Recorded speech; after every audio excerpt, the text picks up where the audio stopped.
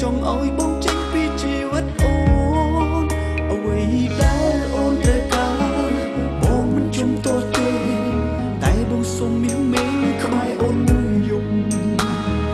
ចាប់ពីថ្ងៃស្អែកនេះបងនឹងលែងឲ្យឃើញមុខបងនឹងចេញឲ្យផុតពីជីវិតអូ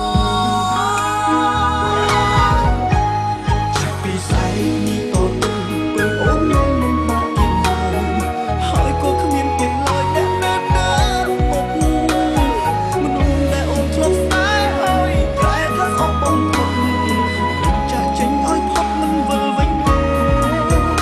ចាប់ពីស្អែកនេះតទៅពេលអូនលែងមិនបានទៀតតែគុំយំដងឲ្យប្រាប់ថានឹងបងវីដែលអូនត្រូវការបងនឹងមកពីបងក៏មិនសួរនឹងអូនពីតែផលបាយ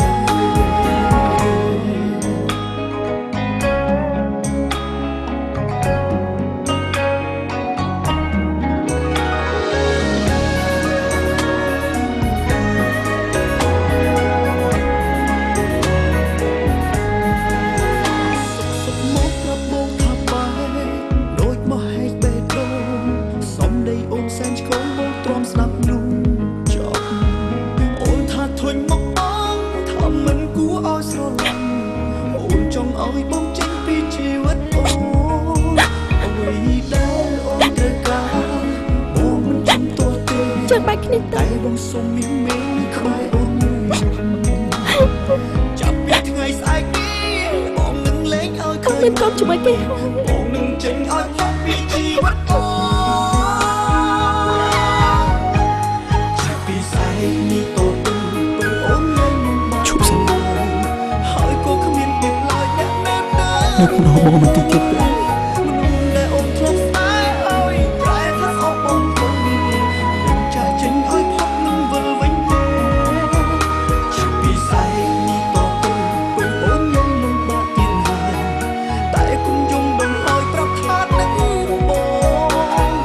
វីដែលអូនត្រូវការបងនឹងមកពីបងក៏មិនសួរនឹងអូនពីតែផលបាយ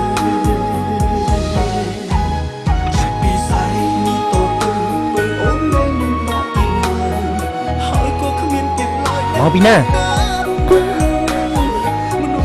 យូស៊ូថាមកពីណាមកពីតាចាចេញឲ្យផុតមិនវិលវិញចាប់ពីស្អែកនេះតទៅពេលអូនលែងមិនបានទៀតតែគុំយំបើមិនចង់ងាប់ទេឈប់តាក់ទងជាមួយវាទៀតវីដែលអូនត្រូវការបងនឹងមកពីបងក៏មិនសួរនឹងអូនពីផលបាយយើងមានការងារធំមួយចឹងហើយបើសិនជាការងារនេះបានសម្រេចយើងចែកឲ្យ 40% យើងចង់បានតាំងពីយើងចេញមករកស៊ីនេះគ្មានតែមាននរណាម្នាក់មកតថ្លៃយើងចឹងទេតែយើងចង់បាន60ដែល